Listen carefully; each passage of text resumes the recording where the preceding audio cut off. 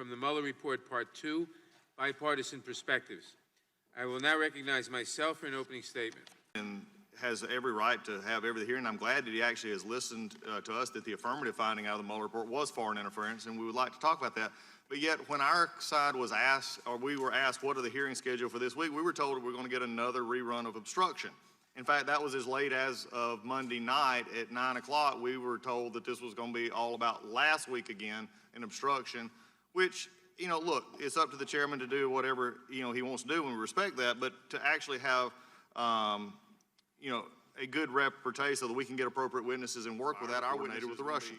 That was great news for America, and I thought it would be actually great news to all Americans. To my surprise, and really not really surprised, it wasn't. Democrats are not only disappointed, they're angry. Angry the president was not a Russian asset, it seems. Imagine disliking a president so much that you wished he were a foreign agent. That's where the other party is today. Despite the Mueller report's conclusions that came to, Democrats have spent the past few months trying to desperately revive their Russian conspiracy theory. Democrats spent 2 years calling the Mueller team the best of the best. But since they didn't like the outcome, Democrats now have to play prosecutor and redo the Mueller investigation. They launched their Mueller do-over when the chairman sent documents requests to 81 individuals and entities connected to the president. We'll call that the 81 investigation, as I call it. It was quickly abandoned in favor of Plan B. Plan B was Democrats manufactured a fight with the Attorney General. They issued a subpoena directing the Attorney General to violate the law by producing grand jury materials to Congress. Unsurprisingly, the Attorney General declined to break the law. Rather than engage in traditional accommodation process, the chairman held the Attorney General in contempt in record time on flimsy grounds. Even their own witnesses admitted the subpoena was asking for illegal things. The courts would very likely apply that rule to the obstruction statutes for fear that it might chill the president's supervision of the department. So, for instance, you know, if Bernie Sanders wins the next election and Chris Wray is the FBI director and Bernie Sanders believes that Chris Wray is misusing resources and dragging out an investigation of the Sanders administration, I think it's entirely permissible for Bernie Sanders to fire Chris Wray. And I don't think there should be an investigation merely because he did so. And I think that was the mistake at the outset. I don't know who authorized the investigation of obstruction, but I think it was a mistake because you can't infer an improper motive from the president's involvement. And let me end with this point.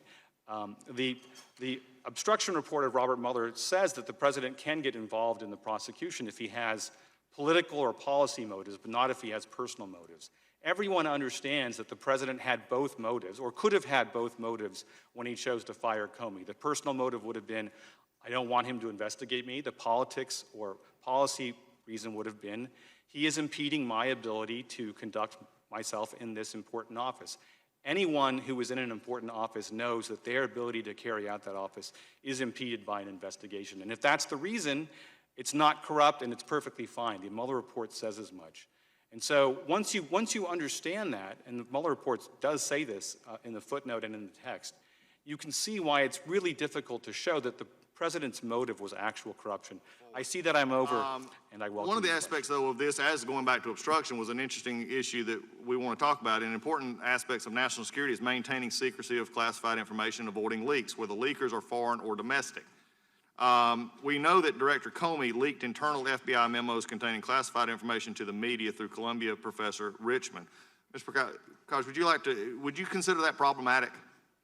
I don't know if the memo was classified, but of course if it was, it certainly would be problematic. It's not, you know, as we've confirmed through the special counsel and the investigations and the evidence after his 2-year investigation of the no underlying collusion or crime, it's certainly, former Director Comey certainly did not have evidence of conspiracy. We've shown that, and that came out in the Mueller report. So I find it especially troubling that Mr. Comey leaked documents that helped spark, by many accusations, the appointment or influence of the special counsel's investigation. If be so in the way he leaked this, would that, and we're discussing obstruction here, in doing so, could that leaking constitute an obstruction of justice?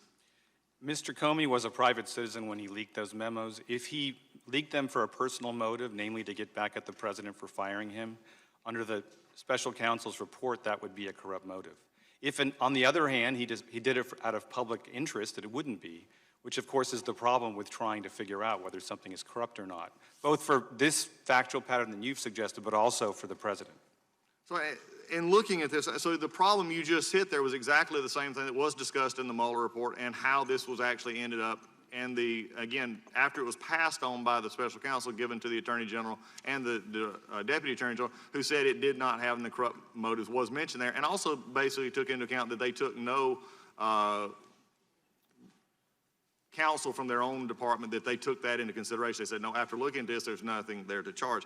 The special counsel in his report spent a great deal of time discussing the episode related to Mr. McGahn writing a memo to the file. What is your view of this episode vis-a-vis obstruction?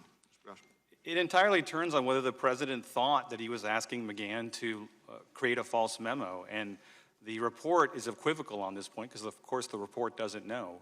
The president has forgotten things in the past. There's an episode from Fear, the Bob Woodward book, where the president asks for a document to withdraw from the Korean-U.S. trade agreement. He gets it put on his desk. They snatch it back because they don't want him to sign it, his aides, and he forgets that he asked for it because he asks for it again and doesn't ask why it wasn't given to him. So people are forgetful. It's quite possible that the president didn't realize that he had asked Don McGahn to have Special Counsel Mueller fired. At this point in time, Mr. Chairman, like I said, we'll continue this again. What could have been an actual productive markup of bills that actually could have went toward obstruction, and not the obstruction of the election and interference that we have talked about, the foreign interference that we've talked about, that your three witnesses elaborated beautifully on. I'm glad they elaborated beautifully on, but we've already began this process. I've already asked for it. We could have had a markup today. Instead, we're having a rerun, and especially from our perspective, something that we could have participated in a different way. What the Attorney General, our witnesses here U.S. Attorney, are now looking into. Opportunity to do that, but if not they can in the way do this that to a was, president of the United done to us, States, and in the future, I would they hope can that do we it to could anyone in this country, and that's what I believe, Professor, this committee should be primarily focused on. You think about the president was falsely accused of conspiracy with Russians to influence the election. Do we investigate how that false accusation happened, or do we continue to investigate something Bob Mueller spent 22 months on and came back with no collusion, no conspiracy, no coordination? And frankly, it wasn't just 22 months, because when Jim Comey was deposed by us last Congress, we asked him this question. He said after 10 months of the FBI's investigation, they had zero evidence. So after 32 months of investigating something, zero evidence of it, and yet this committee wants to continue to go down that road versus maybe looking into how this whole thing began in the first place. And there was a question in there somewhere, Professor, if you want to respond. I wouldn't presume to tell this committee what it ought to do, but I support the Attorney General's investigation as to why this whole process began. Thank you. I yield back. Thank you. I would remind the gentleman that the investigation was not predicated on, it is well established the investigation was not predicated on the Steele dossier, but rather on the testimony, on the observation of Mr. I don't think I said that. I think I asked the constitutional law professor if that was appropriate to do what they did in front of the FISA court. I didn't ask him whether it was predicated on that. The gentleman does not have the time at the moment. I'm responding to what you just said about You're not responding because I'm in the middle of saying something.